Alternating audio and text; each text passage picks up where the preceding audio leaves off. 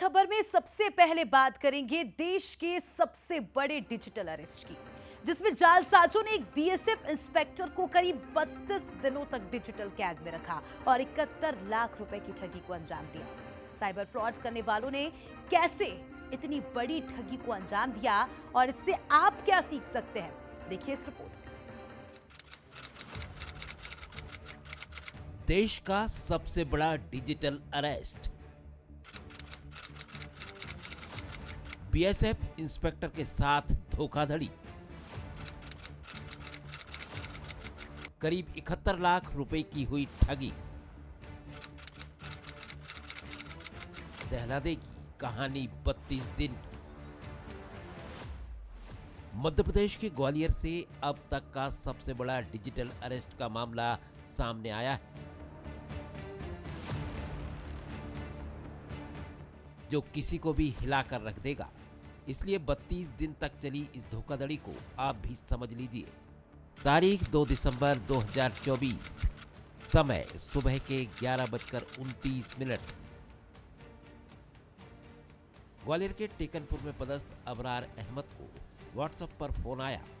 Collar ने खुद को मुंबई साइबर और क्राइम ब्रांच का अफसर बताया। उसने कहा कि आपके खिलाफ मनी लॉन्ड्रिंग केस में गिरफ्तारी वारंट है, आपके मोबाइल नंबर का गलत इस्तेमाल हुआ है, आपके पूरे परिवार को अरेस्ट करने के कोर्ट के आदेश हैं। धोखाधड़ी करने वालों की बातों से अकेले रहने वाले बीएसएफ इंस्पेक्टर इतनी दहशत में आ गए कि अपराधियों की हर एक बात मानते चले गए। सबसे पहले उनसे 15 लाख रुपए की डिमांड की गई। उनसे कहा गया कि आप गलत नहीं हैं तो केस क्लोज होते ही पूरा पैसा वापस मिल जाएगा। 32 दिन के दौरान करीब 34 ट्रांजैक्शन में बीएसएफ इंस्पेक्टर ने 71,25,000 रुपए ठगों को ट्रांसफर किए। इंस्पेक्टर ने ये रकम दिल्ली में फ्लैट और अपनी जमीन बेचने का सौदा कर एडवांस में लिए थे। साथ ही कुछ दोस्तों के साथ साथ बैंक में सेविंग की गई रकम भी उन्होंने दे दी।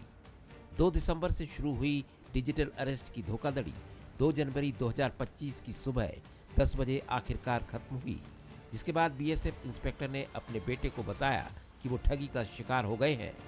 पूरे मामले की शिकायत साइबर क्राइम विंग में की गई। इनको बेसिकली 2 दिसंबर को एक वीडियो कॉल आया था, जिसमें लोगों ने इंट्रोड्यूस किया था कि वो मुंबई की जो है स्पेशल क्राइम सेल से बोल रहे हैं और मनी लॉन्ड्रिंग के केस में ये इन्वॉल्व हो सकते हैं।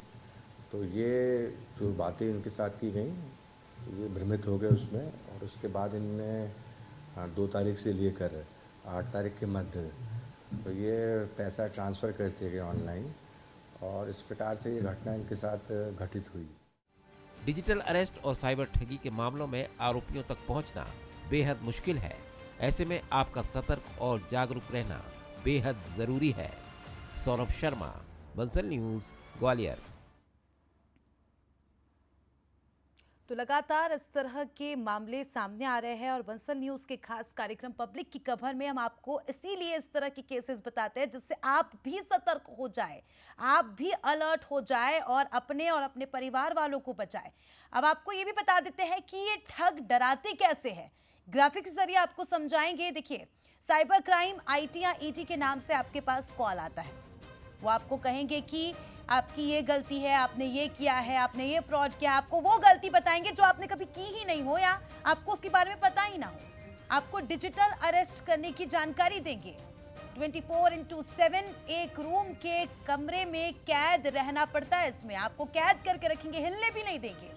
जो लोग अपडेट नहीं रहते हैं उन्हें खतरा ज्यादा है। डर लगने पर घर वालों से बात करें या नजदीकी पुलिस स्टेशन जाए। अगर इस तरह से अगर आप फंस जाते हैं तो सबसे पहले तो अपने आसपास वाले लोगों को बताएं कि इस तरह से हमारे पास फ्रॉड कॉल आ रहे हैं। कॉल करने वाले का बताया कोई ऐप गलती से भी डाउनलोड ना करें।